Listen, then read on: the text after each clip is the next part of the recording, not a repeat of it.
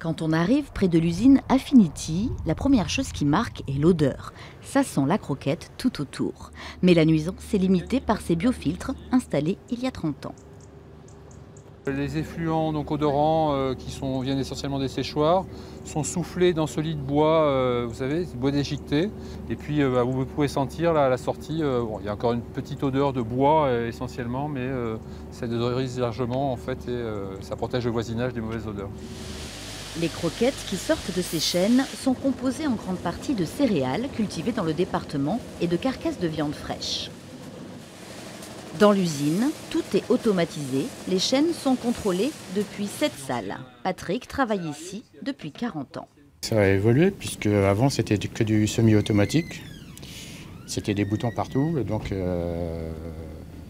c'était beaucoup de visuel.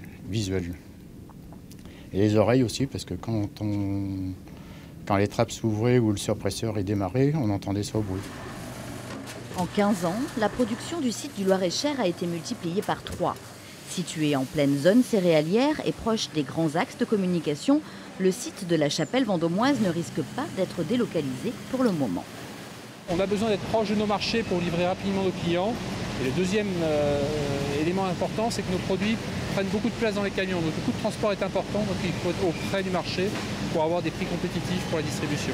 Ces 5 dernières années, Affinity a embauché 45 personnes dans le Loir-et-Cher. D'autres recrutements auront lieu l'année prochaine pour répondre à la demande de nos animaux de compagnie qui sont de plus en plus gâtés par leur maître.